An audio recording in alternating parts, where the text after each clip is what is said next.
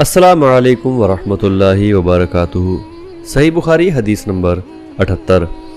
بو اور حرن بن قیس بن حصن فزاری موسیٰ علیہ السلام کے ساتھی کے بارے میں جھگڑے۔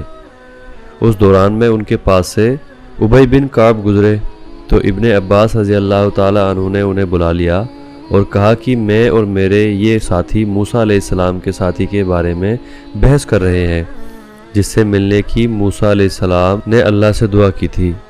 کیا آپ نے رسول اللہ صلی اللہ تعالیٰ علیہ وآلہ وسلم کو کچھ ان کا ذکر فرماتے ہوئے سنا ہے؟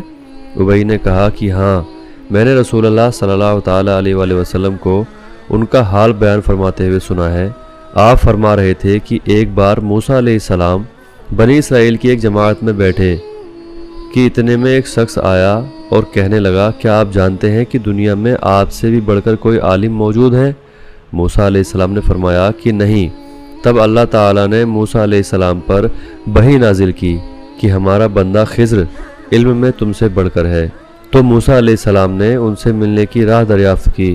اس وقت اللہ تعالیٰ نے ان سے ملاقات کے لیے مچھلی کو نشانی قرار دیا اور ان سے کہہ دیا کہ جب تم مچھلی کو نہ پاؤ تو لوٹ جانا، تب تم خضر علیہ السلام سے ملاقات کر لو گے۔ موسیٰ علیہ السلام دریا میں مچھلی کے نشان کا انتظار کرتے رہے۔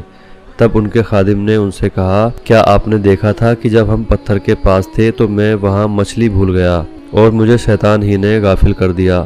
موسیٰ علیہ السلام نے کہا کہ ہم اسی مقام کے تو کھوجی تھے۔ تب وہ اپنے قدموں کے نشانوں پر باتیں کرتے ہوئے واپس لوٹے۔ وہاں خضر علیہ السلام کو انہوں نے پایا۔ پھر ان کا قصہ وہی ہے جو اللہ تعالیٰ نے اپنی کتاب میں بیان فرمایا۔